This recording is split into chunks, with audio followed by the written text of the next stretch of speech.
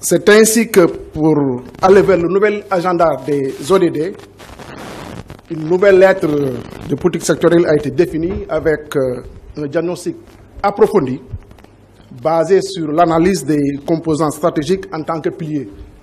Nous avons les 5 piliers, les politiques et stratégies, les arrangements institutionnels, le financement, la planification, le suivi et l'évaluation, et le dernier pilier, le développement des capacités.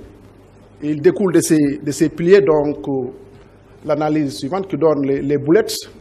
En bleu, on a l'hydraulique urbaine et l'hydraulique rurale. En rouge, l'assainissement urbain et l'assainissement rural et la gestion donc des ressources en eau. Le vert, cela veut dire que donc c'est adapté. Le jaune, moyennement.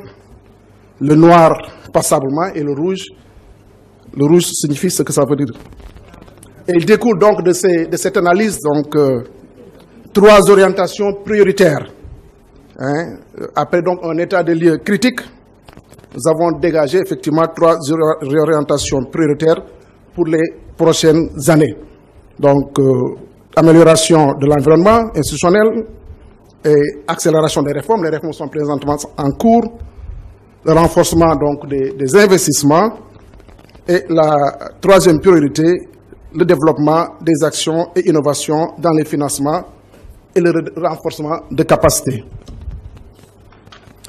Mais, Monsieur le Président, un des préalables essentiels donc, à notre démarche de rupture a consisté également à articuler la politique sectorielle au nouveau cadre de référence qu'est le plan Sénégal émergent à travers ses axes pertinents afin d'y accrocher les stratégies sectorielles et de dégager donc, le cadre programmatique devant structurer le document de programmation pluriannuel des dépenses, conformément effectivement aux directives de l'UEMOA en matière de réforme et de gestion des finances publiques.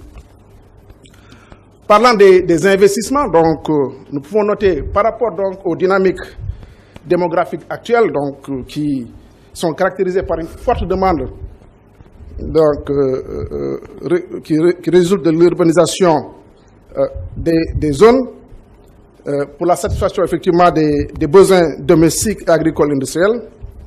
C'est conformément aux instructions de M.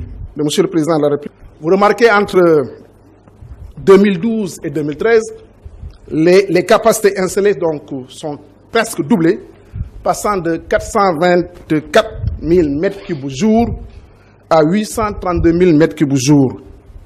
L'effet de bouclage du PEPAM urbain, le PEPAM urbain est financé donc autour de 41 milliards de francs CFA et qui est exécuté. En plus des programmes d'urgence, effectivement, ont permis déjà, en 2017, de renforcer les capacités et de réduire les déficits.